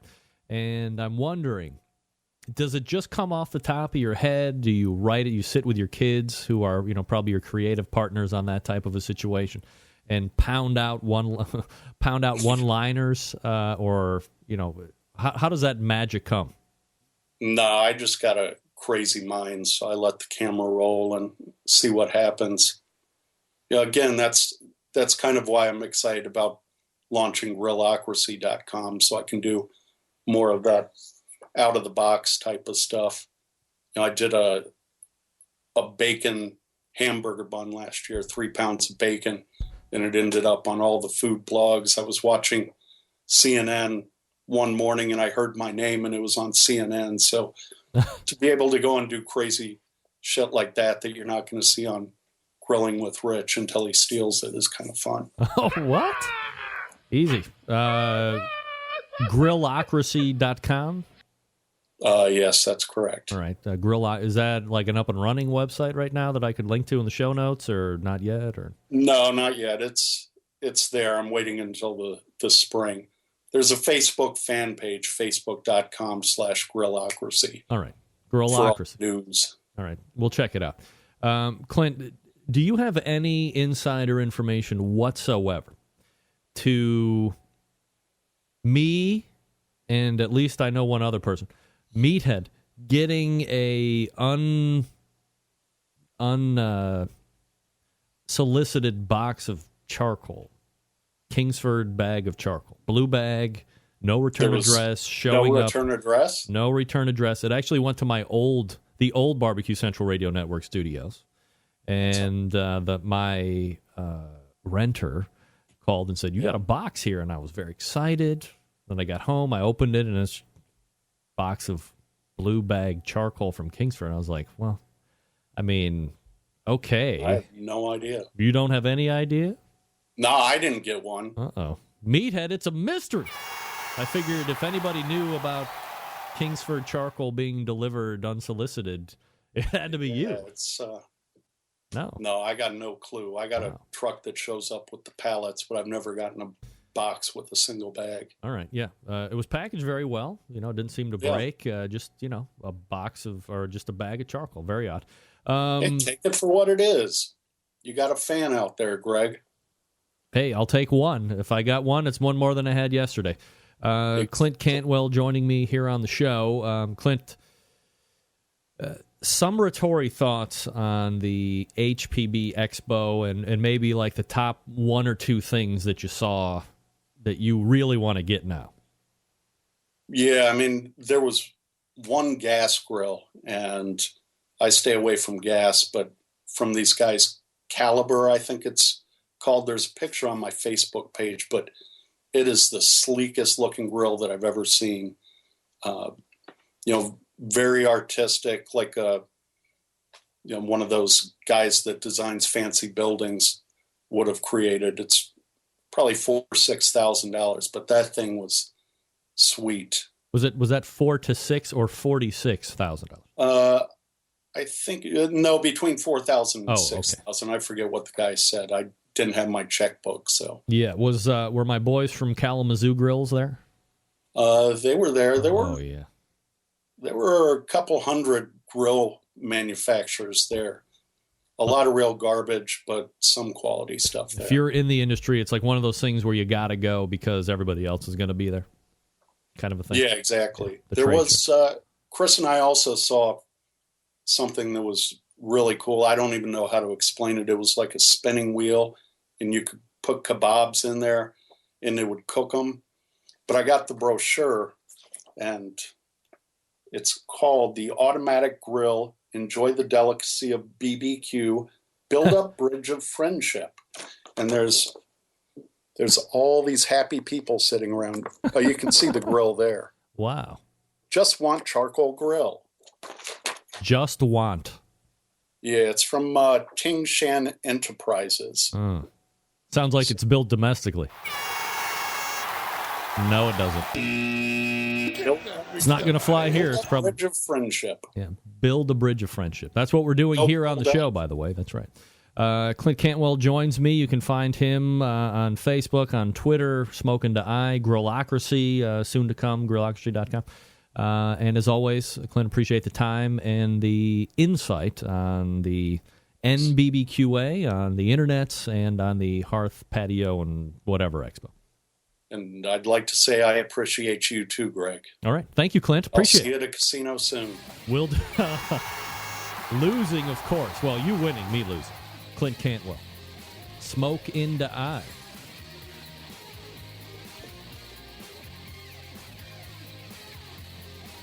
I'm missing. Greg did start a mini war by asking who is hotter. Oh.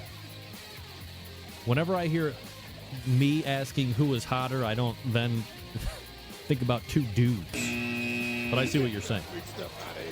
Folks, let me talk to you about the Barbecue Guru before we get to Chad Ward of Whiskey Bent Barbecue, creators of automatic pit temperature control technology. They created. Don't buy from anybody else. Don't be fooled.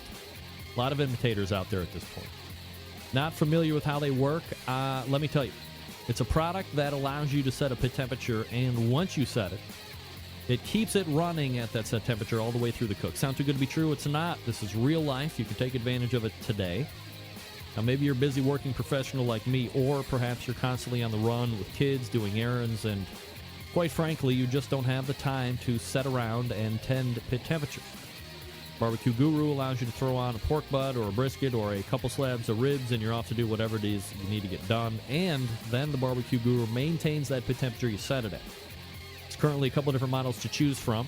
I believe 4 right now. 2 we talk about here on this show every week. The Party Q, which is your easiest point of entry, 100 $49 for most cookers. Add $10 for the ceramic styles because of the damper at the bottom. Got to have a different flange. But this thing goes from ceramic styles to the bullet styles to the kettle styles, everything in between.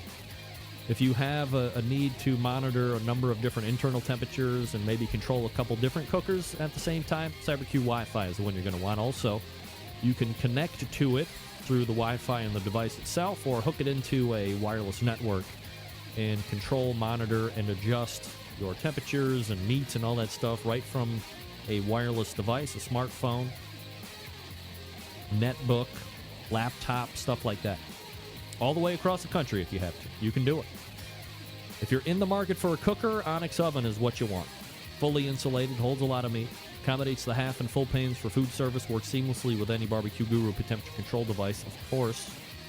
Do yourself a favor, head on over to thebbqguru.com, check out their products. If you have any questions, call them, please, 800-288-GURU. That's 800-288-GURU. They'll make sure you're outfitted with exactly what you need to get you up and running right out of the box. Again, 800-288-GURU or visit thebbqguru.com. The Barbecue Guru is a breakthrough in barbecue technology. Chad Ward out of the break. Stick around. We'll be right back.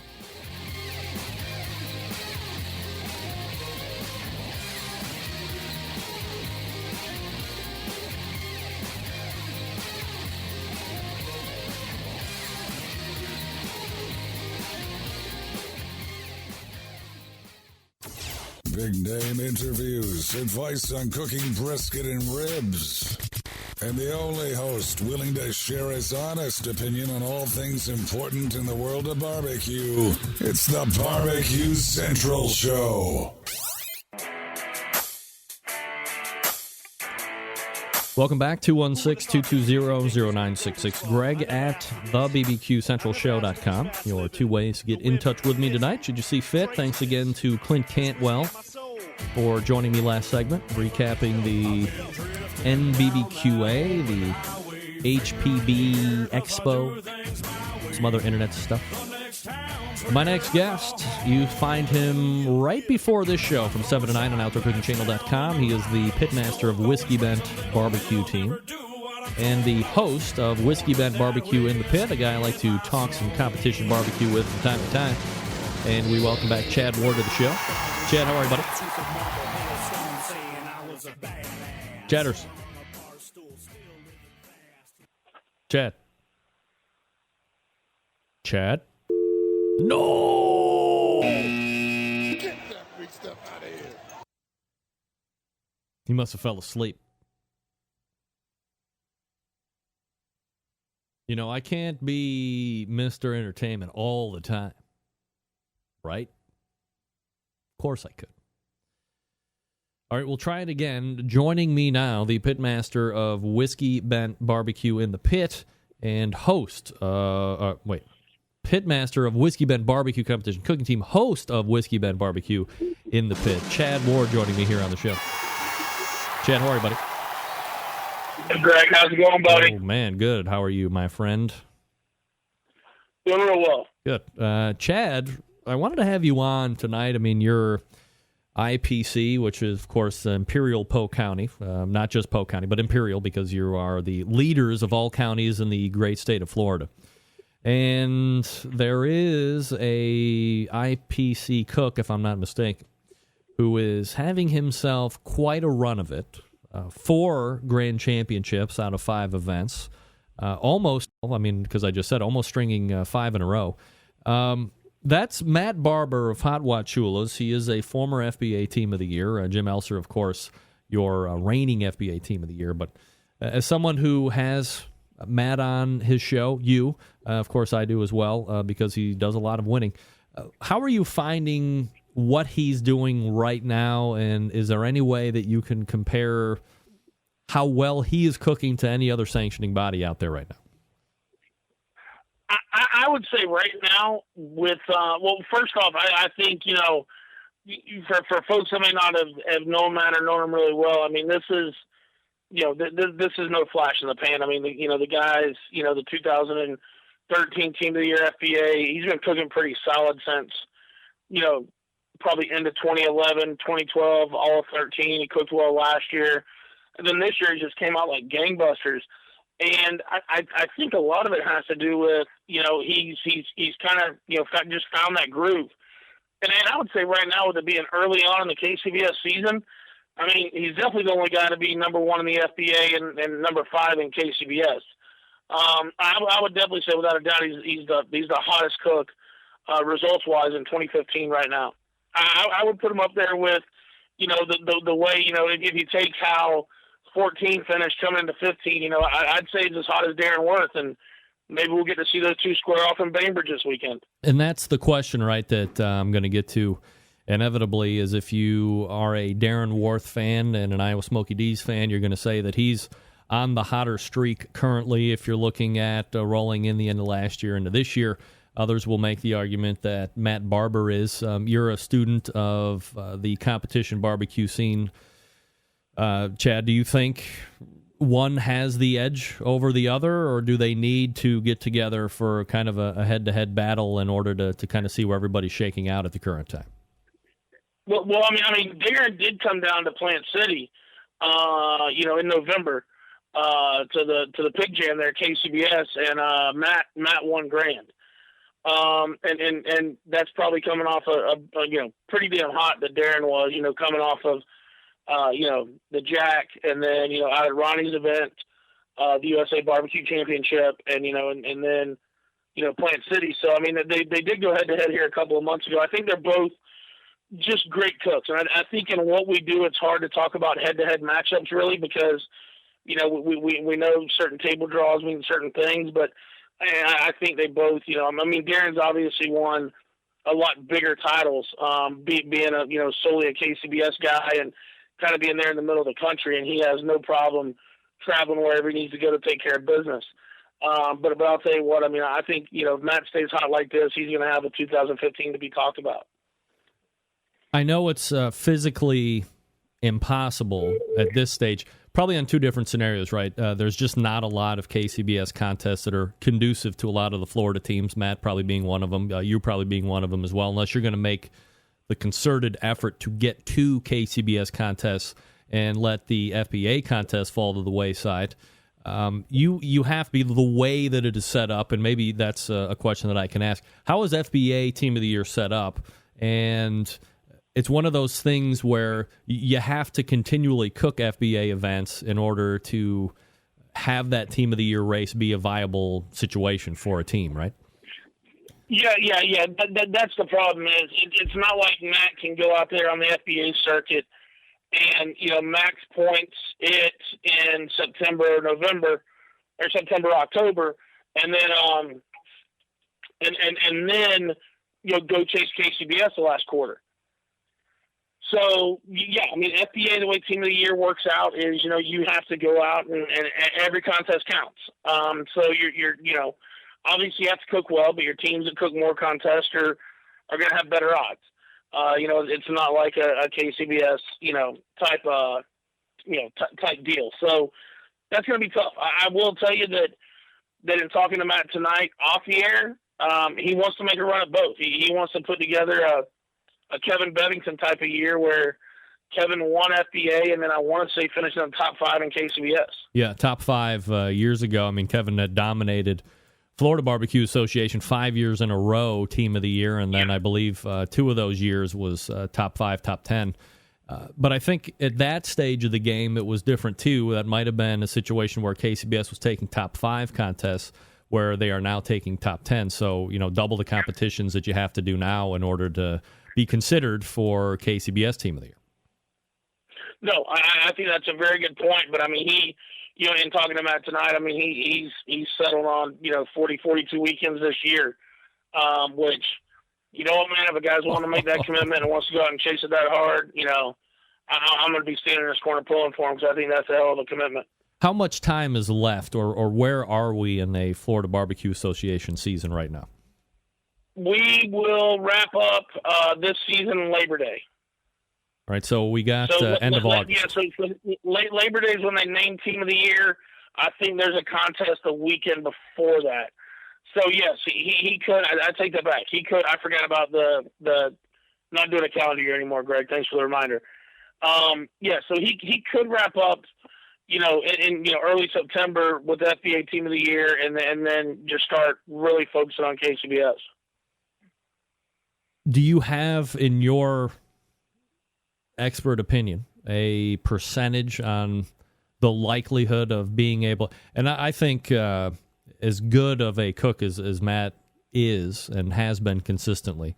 I mean, we're obviously talking, this is 7 months down the road from now, so, I mean, who knows what's going to be happening at that point. But let's assume that he's able to hold par. He wins Florida Barbecue Association Team of the Year. Do you think that he'll be able to mount a run on the KCBS at that point that could get him into not only a top 10, but a top 5? And do you see any scenario where he would be able to take title in both? Take title in both is tough. I mean, when you just look at the field of guys out there in KCBS that will get the cook 25 contests in KCBS to pull their top, 25 to 30 contests to pull their top 10. I think it'll be difficult for him to win both. I would say right now, if I was guessing, I'd say 85% chance he wins FBA Team of the Year. I mean, he's up by 70 points right now. And I just don't see anything slowing him down. The other thing to know about Matt is, last year he finished his second Team of the Year, and he had some real, health struggles. Just wasn't feeling well, was spending a lot of time with the doctor. He's got those things sorted out now. He's feeling much better. So I think that's one thing he definitely has on his side. I would say 85% certainty he'll win the FBA Team of the Year. And if I had to go out on a limb, I feel that he's 65% finishing in the top 10. I think that drops when you talk about the top 5, because those top 5 guys are going to run a lot of contests.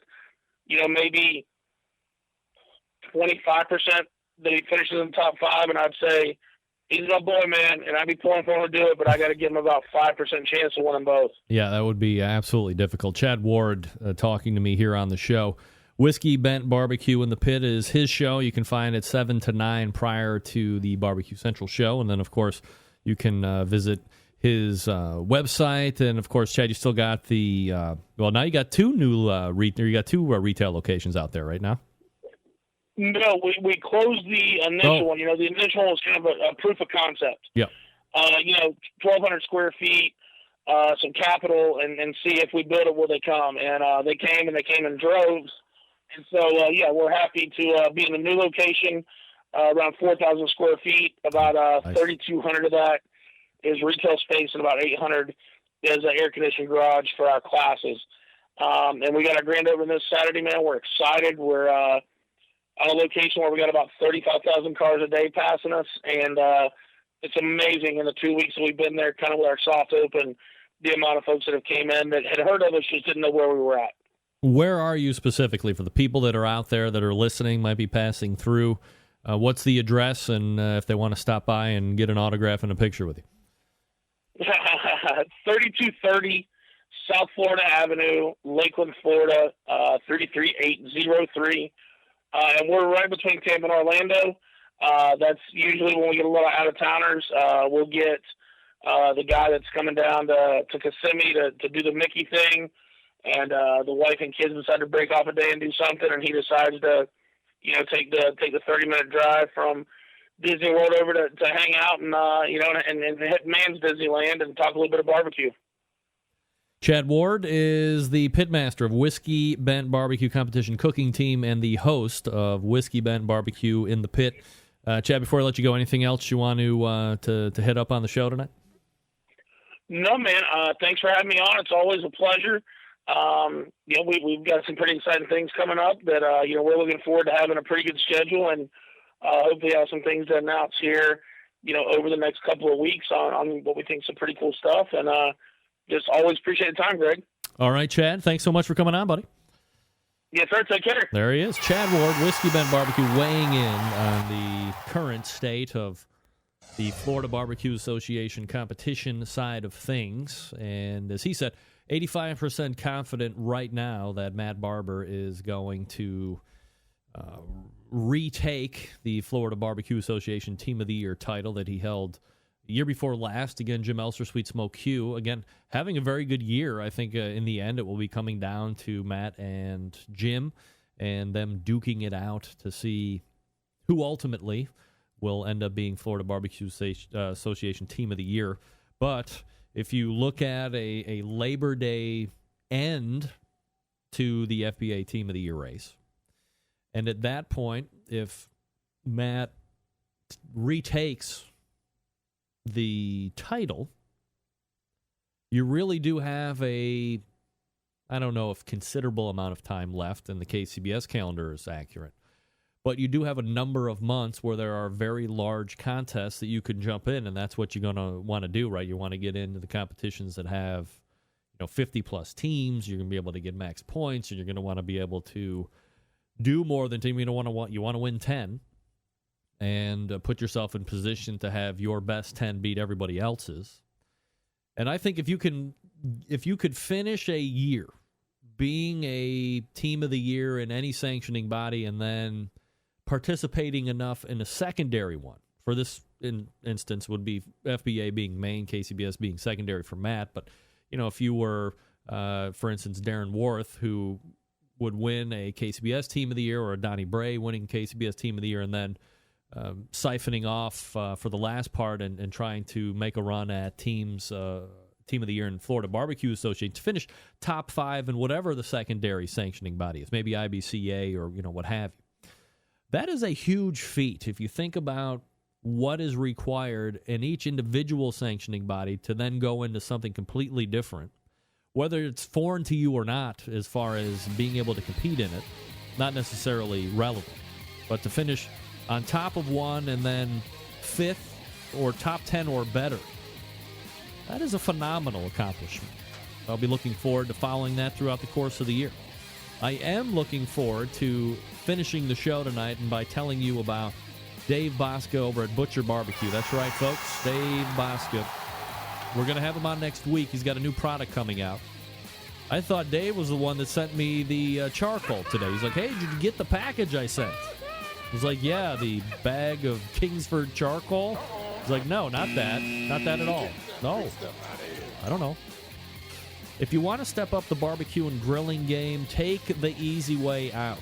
And by that, I mean visiting butcherbbq.com. Look, we all know Butcher's is well known for the injections. The pork, the beef, the prime injection, the bird booster, the open pit flavor for pork, all that good stuff available for sale right now at butcherbbq.com. That is butcherbbq.com. Perhaps you're looking for a go-to rub or sauce. Friends, you've really hit the mother lode here. Butcher's Barbecue, a full line of award-winning rubs. One of my personal favorites is that honey rub. I love the steak rub. I like the premium rub, too, because I inject with Butcher's. It's formulated to work with the injection. Perfect 1-2 punch to impress judges and friends alike. Last but not least, Butcher's Barbecue Sweet Barbecue Sauce. As we talked about with Meathead in the first hour, I'm as picky as it gets when it comes to sauce. I'm going to tell you if I like it. I'm going to tell you if I don't. Butcher's Barbecue Sweet Sauce wins in every category for me. I'm not saying that because Dave is a sponsor of the show. Long before he was a sponsor of the show, he sent me a bottle of the Sweet Barbecue Sauce, and I taste tested it on the show. And it was so good, I kept the bottle right there with me. It was when Meathead was actually doing the segment with me, and while he was talking, I was taking slugs out of the bottle like it was ice-cold beer. It was phenomenal. I've been in love with it ever since. No liquid smoke, which I appreciate, of course. No worries about breaking the bank when you get stuff shipped from Butcher's Barbecue. Items totaling up to $55, ship at $8.55. I'm sorry, $8.50. Between $55 and $200, ship at $9.75. Anything over $200 ships for free. So head on over to butcherbbq.com and stock up now. That's butcherbbq.com, butcherbbq.com. Always trust your butcher. We're back to wrap the show in just a few seconds. Stick around. We'll be right back.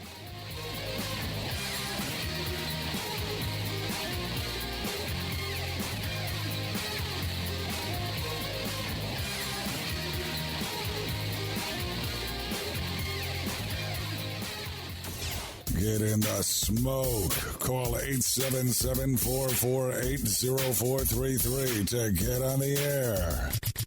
Now, here's your host, Greg Rempe. Big B, Moonshine Band, Suburban Noise Records. All right, here we go. Let's wrap it up. 216-220-0966. Greg at thebbqcentralshow.com. Those are your bits of contact information. But don't call me now because we're going to wrap the show. Thanks again to Chad Ward for joining me this past segment.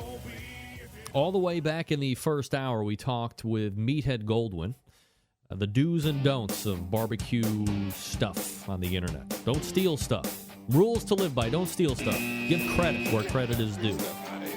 Don't be a shill, for crying out loud. Don't be a thief. Then we talked with Clint Cantwell, Smoking to Eye, guy who works with Kingsford.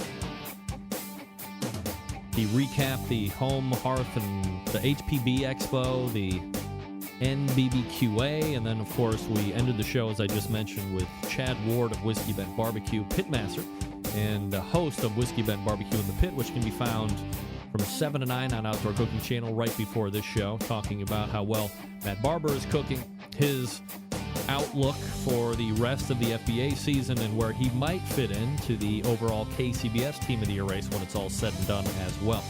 If you missed the show, go back and get the archives, the podcast, get it on iTunes, on YouTube, on the main website, the BBQ Central Show, all that good stuff.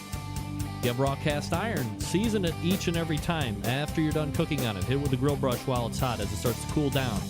Spray a little Pam, maybe rub a little Crisco on it, let it burn back in, re-season it each and every time. September 11th, 2001. I will never forget. Until next Tuesday at 9 p.m. Eastern Standard Time, this is your program host and proud U.S. American, Greg Rempe. Good night now.